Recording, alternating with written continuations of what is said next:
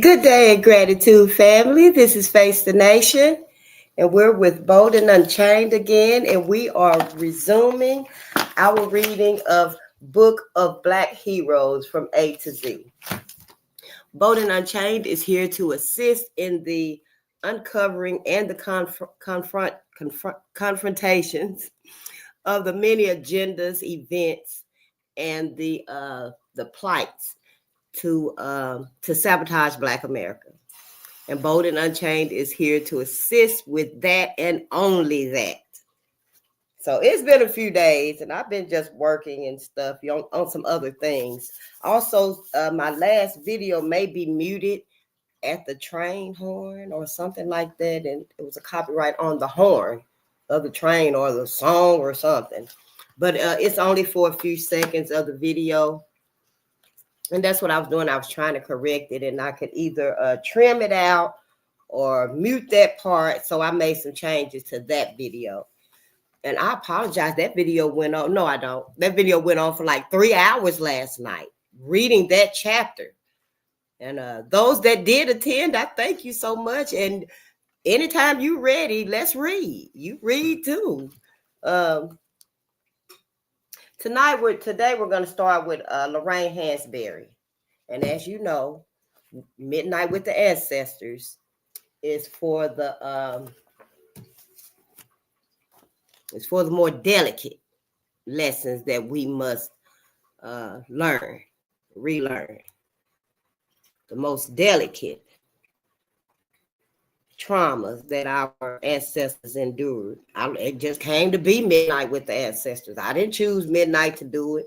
My time is a little pressed, doing this right here. We do have to learn ways that we can become more efficient to do what we're called to do. And, it's not going to be an easy task, but it's well worth it. To learn these new skills and things. Come on in here. And so, just don't let it stop us. I'm still not prepared and ready to come live, which is why you see me all over the place. Yeah, which is why you see me all over the place. However, it would have been another month or so if I decide to wait until I get all of my file cabinets, all of my notes organized, all of my books alphabetically categorized. It would have taken too long. So once I did get up to a sufficient level, then that was it. It's time to just hit the floor running. Go ahead, put it out there, do what you do. And I really wasn't sure where to start with my channel, but you know who told me? You know who told me to start with Red Summer. And that's where we starting at, right there at the crux of the hurt, the disconnect. But I don't have long, maybe an hour. So let's start here with our book of Black Heroes from A to Z. And look, I even found some Black inventors, African American inventors and scientists. If you can see that. I think I know how to do this now. I probably should have removed that. Okay, here we go. This right here, I found this. So after the book, we'll probably, do that right there. I see I'm sitting the wrong way too, because I can't. Okay, how about this? Oh.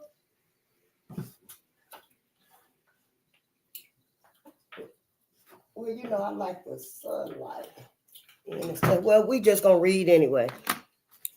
And I'll show you the pictures and stuff. Okay, Lorraine Hansberry, from 1930 to 1965. She's beautiful too. I went to a play of her a couple years ago in Minneapolis, and she was born in Chicago, Illinois. Young, gifted, and Black. I care. I admit it. I care about it all. It takes too much energy not to care. From To Be Young, Gifted, and Black, Act 2. When Lorraine Hansberry was a girl, her family moved to a white neighborhood. It was during a time when black and white people usually lived in separate parts of town. Many of their neighbors were angry that the Hansberry family had moved into a white section of town. When Lorraine walked to school, many people called her names and made fun of her. She was very frightened. Lorraine never forgot how hard her family had fought against discrimination. Her famous play, Raising in the Sun, when we got that book, is about a black family that wants to move into a white neighborhood. It is also about the love, pride, and strength that holds many black families together. Raising in the Sun was the first play by a black woman to be produced on Broadway, and that was Lorraine Hansberry. Lorraine died in an early age, but many people consider her to be one of America's finest playwrights. And this is her. This is a picture of her right here, Lorraine Hansberry. Yeah, I went to a play of hers in Minneapolis, maybe 5-6 years ago. One of the organizations had invited me, but then no one was able to go to it, and I still had my ticket, so I went. And it was my first play ever, and it was awesome. Did I go meet them? The guy was what's his name? James Baldwin. It was a play about Lorraine Hansberry and James Baldwin. I forgot the name of the play, but yeah, let's look at a little history of Lorraine so we can learn a little bit more about her.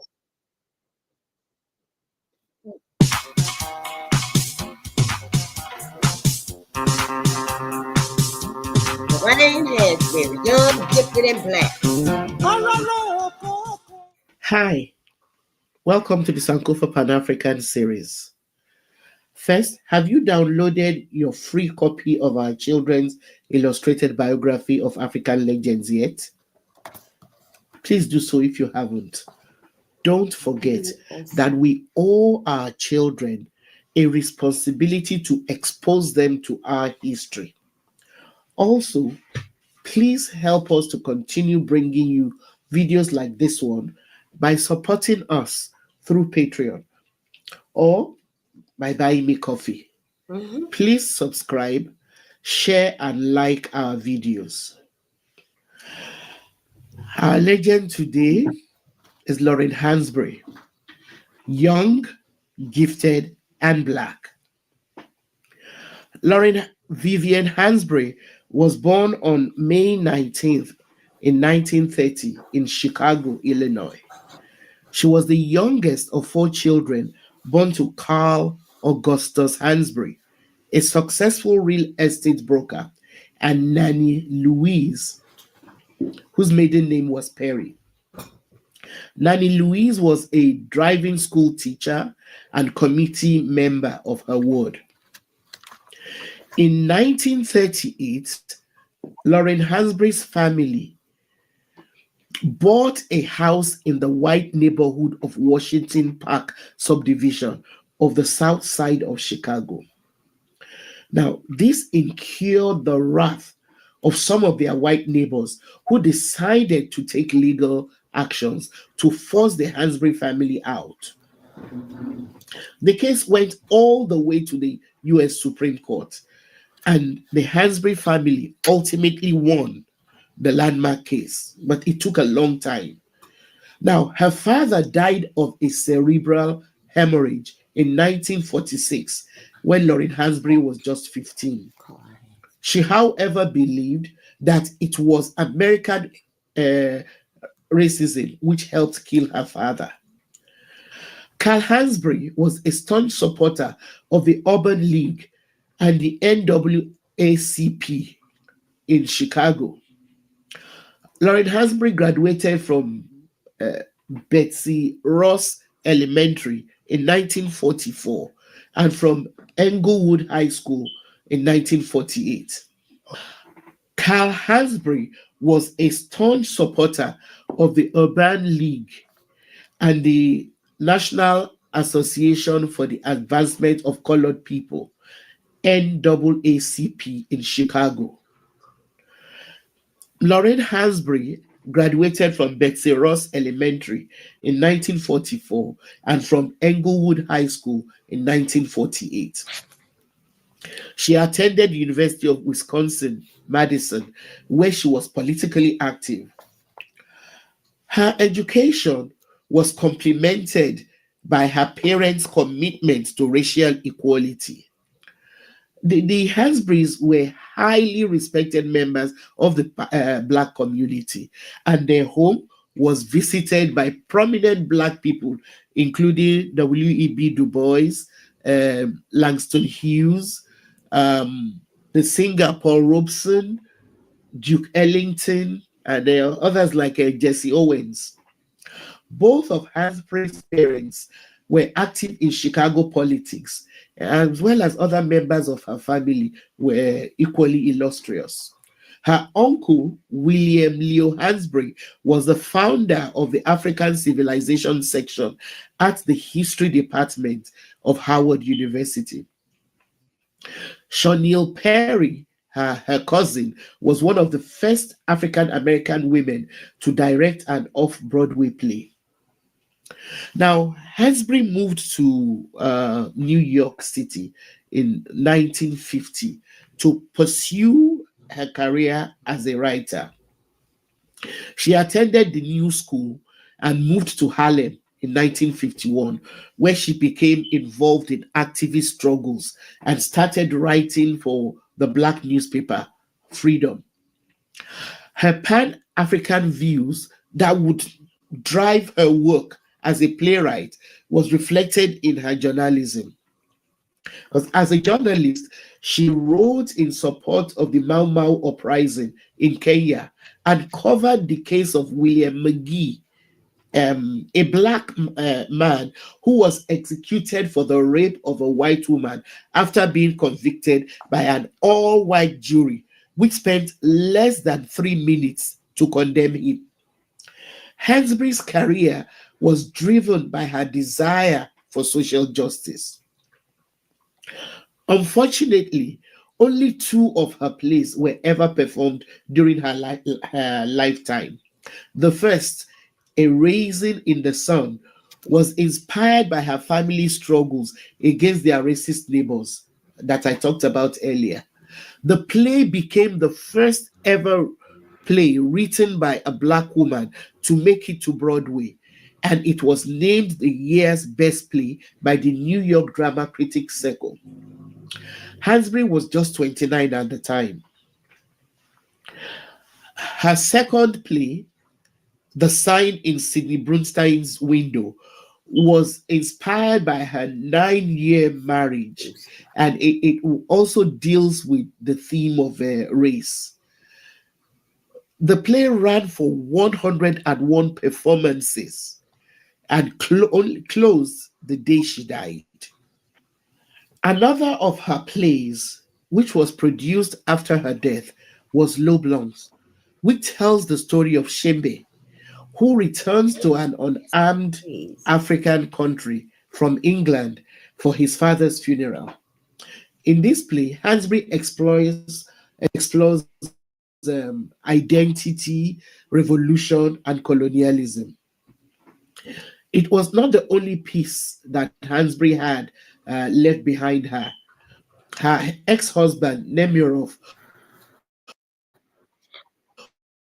put the finishing touches to a number of others, including The Drinking God, and numerous works titled To Be Young, Gifted, and Black. The Pan African struggle fueled Lauren Hansberry's works, which have continued to inspire people all over the world, even after her early death from cancer at the young age of 34. She died on the 12th of January, 1965. Thanks for watching. Please download your free copy of our children's books and support us through Patreon or by buying me coffee. Also, tell your friends about this channel. Thank you.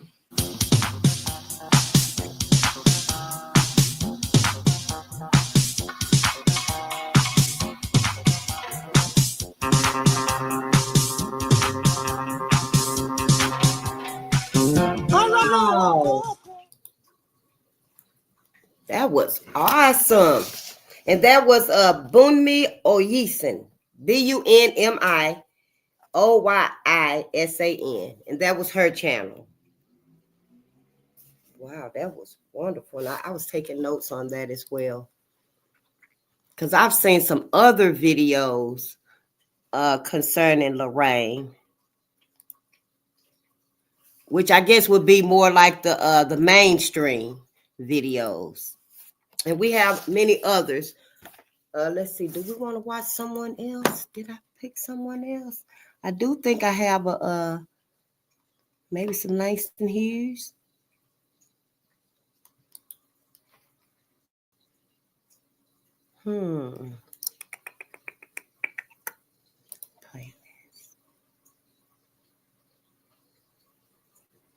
Oh, it's a Latasha Harlins with the letter L. Oh, how about this one here? Oh, and don't forget that song by Nina Simone, Young, Gifted, and Black. I often think that song was for Lorraine Hansberry. I don't know. It's just a thought of the two.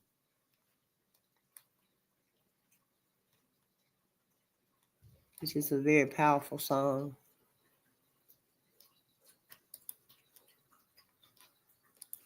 Well, of course, I can't find what I'm looking for. So we're going to go ahead to Matthew Henson. Although she had a 3-octave range, she sang in the contralto mode. Oh, contralto, being the lowest possible female voice. She could sing that. Even if you don't have two monitors to go, even if you don't have two monitors to make it easier to navigate from one screen to the next, still go live. Even if you got two phones, one phone, still just go live and at least get your beginning, get your traction going, warm up the vehicle, as they say. Matthew Henson, from 1866 to 1955. He was born in 1866 and he died in 1955. My mom was 3 years old. He was born in Charles County, Maryland. A great explorer. This is a picture of him. Let me see. I don't like all of that on the side. Go back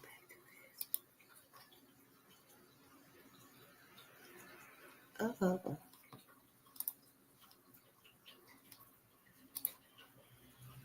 Yeah, we gonna just leave it on me. Because I ain't got time to be messing up, right? This here is Matthew Henson. And he was the first explorer, great explorer. I'll say our first explorer. Look at her. He sure look warm. What y'all think he wearing right there? What kind of, you see that coat he got on? And those pants, very warm. But you know, he was like in where it's really, really bitterly cold. Like Minnesota, Chicago. In March 1907, Matthew Henson and Admiral Robert E. Peary, Peary, set out to reach the North Pole. They had tried twice before, but the frigid weather and rough terrain stopped them. This time, they were determined to reach their goal. Robert E. Peary.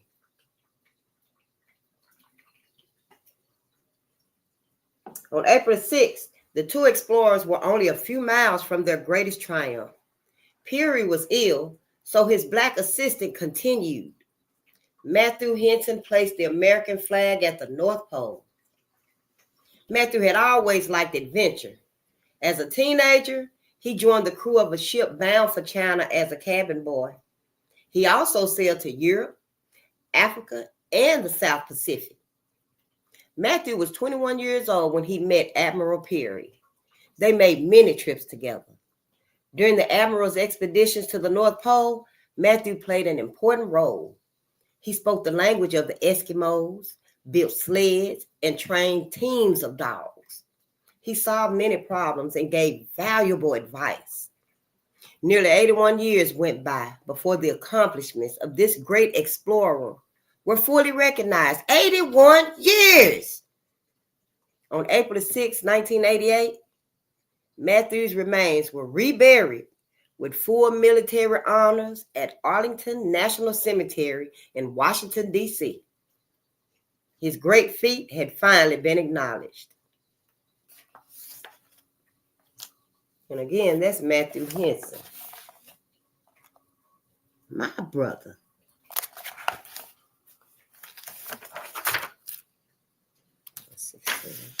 Oh, Langston Hughes.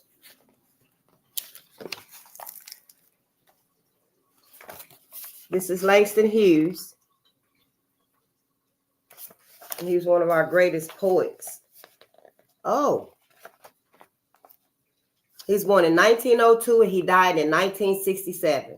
His birthplace was Joplin, Missouri. A pen for a sword. I've known rivers ancient as the world and older than the flow of human blood in human veins. My soul has grown deep like rivers. And this right here is from The Negro Speaks of Rivers. No one enjoyed writing more than Langston Hughes. He was a poet, but he also wrote plays, songs, and books. Langston wrote about the lives and conditions of Black Americans. People enjoyed his warm and humorous style. He had a gift for making others understand how Black people lived, worked, talked, and played. Langston's first poem was published when he was 19. The Negro Speaks of Rivers is still one of his most popular poems. The Harlem Renaissance in the 1920s and 1930s was an important era for Black writers and artists. Langston was one of the most important writers of that period. He continued to write and travel until his death in 1967. Langston published 10 volumes of poetry and numerous short stories and anthologies. He also produced plays and operas. He was recognized throughout the world as one of America's finest writers. In 1960, the NAACP presented Langston with the Spingarn Medal, Spingarn, Spingarn Medal, declaring him Poet Laureate of the Negro Race. Laureate, Laureate of the Negro Race. And again, that's Langston Hughes. See, the grandchildren would love this. And see, I got videos that I looked up of each hero, but without two monitors. Oh, yeah. It's just bouncing back and forth and stuff, which I will be working on this, But get started, yeah. Next is Zora Neale Hurston. And she was born in 1903 and she died in 1960. She was born in Eatonville, Florida. A Southern genius. Look. A Southern genius. And that's Zora Neale Hurston. Zora Neale Hurston. Here is peace. She poured in her horizon like a giant fish net, poured it around the waist of the world and draped it over her shoulder. So much of life in its message. She called in her soul to come and see. From their eyes were watching God. I don't know if I ever watched that movie. Did you ever watch a soul? From their eyes were watching God. Let's read that again. Here is peace. She poured in her horizon like a giant fish net, poured it around the waist of the world and draped it over her shoulder. So much of life in its meshes. She called in her soul to come and see. From their eyes were watching God. Wasn't Halle Berry in that movie? I'm going to put a asterisk here. Maybe we can watch it. Zora was a bright little girl with a mischievous spirit. Her father warned her that her curiosity would get her into trouble, that the white folks wouldn't stand for it. But her mother told her to jump at the sun, and that is just what Zora did. Zora was born in Eatonville, a self-governing black town in Florida. She loved to listen to stories on the back porch of the general store where people in her town gathered. It was there that Zora developed a love for language and folk tales. Zora was a writer, but she also studied and collected folk tales. She celebrated the lives of Black people in her novels and folktale collections. She followed her mother's advice. Zora was never afraid to express her feelings or live the way she wanted to live. Writers admire her unique gift of telling stories in the wonderful style that captures everyday life. One of her most popular novels is Their Eyes Were Watching God. We're going to watch that sometime. These are some readings we would benefit from rereading. And this book actually right here was in the grandchildren's little part of the library. But I just thought, read it. It's a beginning. Next, we have Rex Ingram. He was born in 1895 and he died in 1969. Look at my brother, Rex Ingram. And he was born on the riverboat on the Mississippi River. That's what it's got. Birthplace, riverboat on the Mississippi. A dynamic actor. Rex Ingram was one of America's most talented actors. He appeared in movies and stage productions that were enjoyed by Americans everywhere. Rex was born aboard a riverboat on which his father worked. He became interested in acting when he attended military school. In 1919, he began his acting career in movies with a role in the first Tarzan movie.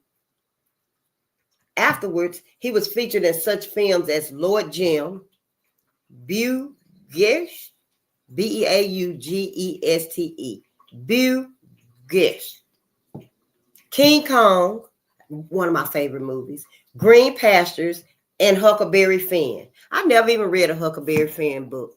You ever read a Huckleberry Finn book? I don't think I ever did. Although Rex was an excellent actor, he was denied many roles because of his color. But he loved to act and he didn't get discouraged. Rex was one of the few Black actors to serve on the board of directors of the Studio Actors Guild, the Actors Union. Because, actors needed a union too.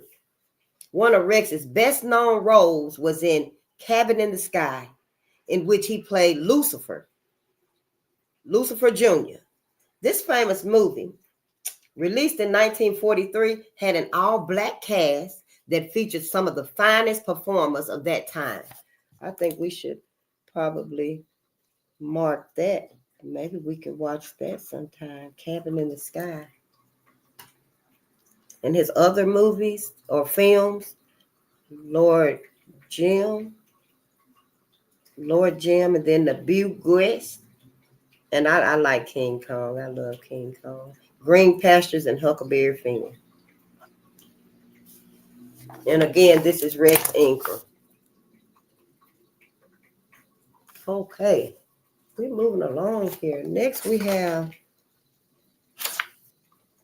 Jesse Jackson. I know I don't have any videos of Jesse. I don't think I had any of Rex. Yep, I think I stopped at Zora. But we'll go on a little bit more because, it's good to make up time. Jesse Jackson, born in 1941, and he was born in Greenville, South Carolina. The country preacher. Ladies and gentlemen, said the announcer, I would like to introduce the man who will be the 1984 Democratic nominee for President of the United States, Reverend Jesse Jackson. Everyone clapped and cheered. Jesse proudly stepped to the front of the platform. He raised his arms and gave the V sign for victory. History was being made. In 1984, Jesse Jackson became the first Black man to run for president. Few people in Jesse's hometown could have imagined how important he would become. When he was young, many children teased him because his mother wasn't married when he was born. But Jesse always knew he was a special person. He was determined to succeed. In high school, he became an outstanding football player and school leader.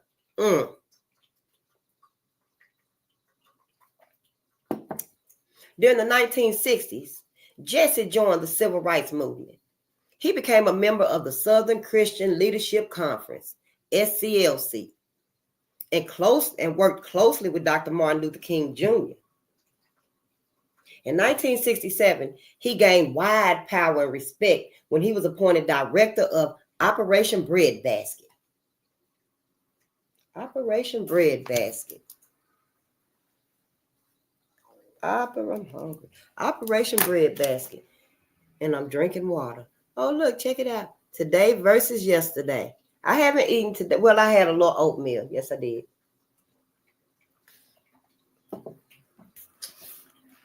Are you okay? A program that helped people in large cities obtain jobs and housing. That was Operation Breadbasket, a program that helped people in large cities obtain jobs and housing. A year later, Jesse became a minister. In 1971, he organized Operation Push. People united to save humanity. People united to save humanity. Operation Push. This organization is still fighting for equality for all. In 1988, Jesse ran an even stronger campaign to gain the Democratic nomination for president. He won a number of states and finished second in many others. Some people were surprised by the support he received. Although he did not win, Jesse Jackson has risen from a humble beginning to become one of the most powerful men in America. Look at him. He kind of future the Ellisons to me. He kind of look like Jeremiah and his daddy. Don't he? Look, just a little bit. My brother, the country preacher. That's what they call Jesse Jackson, the country preacher. Oh, James Weldon Johnson. You know, we learned about him at the very beginning. Lift Every Voice and Sing. That was his song. He wrote it. And then remember a few months or so later, his brother wrote the music to it and Lift Every Voice and Sing. That's our national theme song for Black America. That's him right there. Yeah. My brother, James Weldon Johnson. He was born in 1871 and he died in 1938. He was born in Jacksonville, Florida. Away with words. Yeah. Just look at him again. That's our brother, James Weldon Johnson.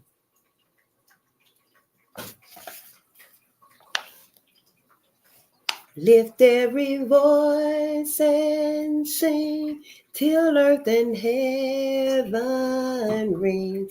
Ring with the harmonies of liberty. It just had that little part right there. So since we listen to the song, I know you can sing better than me, and you shall. These were beautiful words that would be sung long after James Weldon Johnson was dead. In 1900, James wrote this verse to music composed by his brother John. Oh, maybe his brother wrote the music first.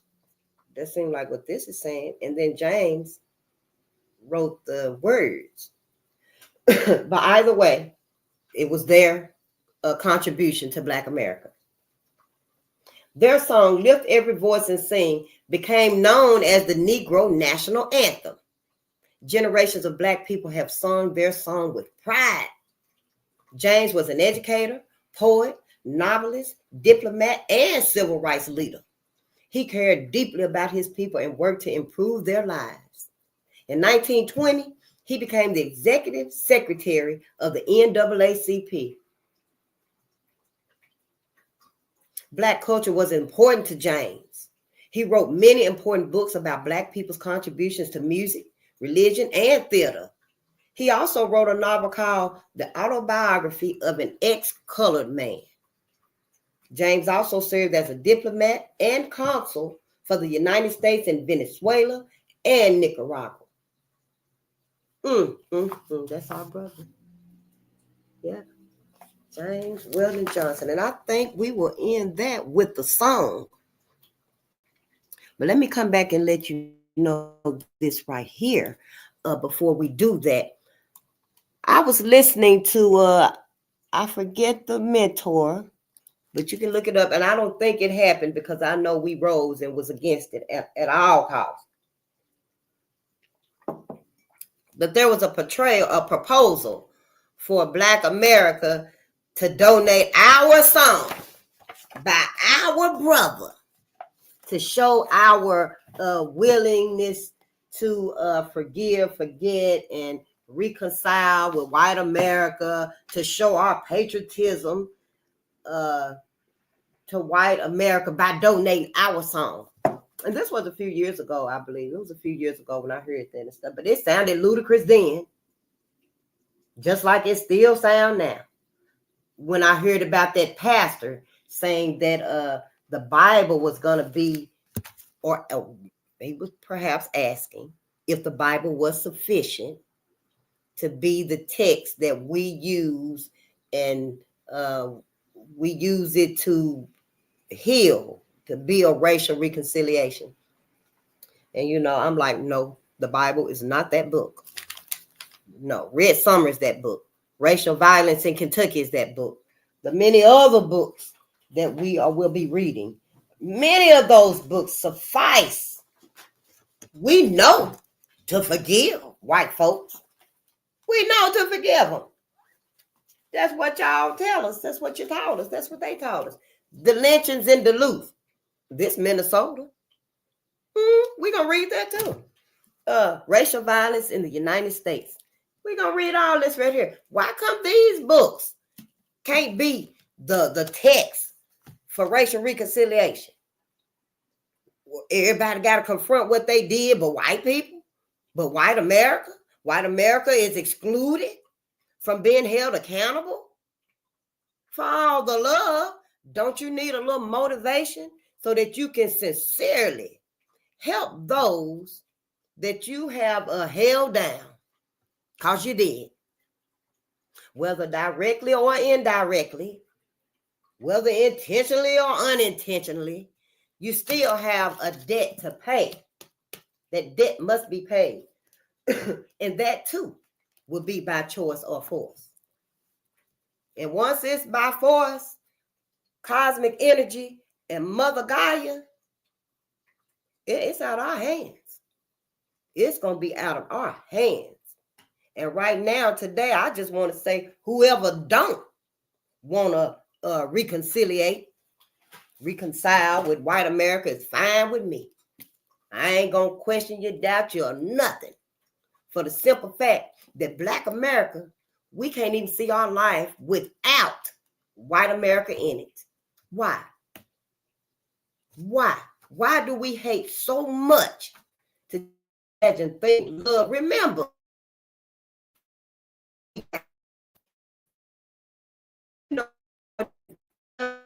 the people ever, I believe we're going to, the laptop finna crash out on this. But this right here, Better Day Coming, Blacks and Equality from 1890 to 2000. All of this right here bears facts, statistics. This is our racial reconciliation, if it's to be any had. Because we need to reconciliate with us. We need to know why we have this huge disconnect. Why we are worst enemy. So that's why Bolden Unchained is here. I know. Yeah. Tell me about it. Yeah. And for some reason, the ancestors got you here, but we're here together. And on that note, yeah, I'm going to get on up out of here because I do got some things to do, and I know you do too. Think about what you want to read, what you want to contribute to the channel, and bring it on. Peace and power to the people.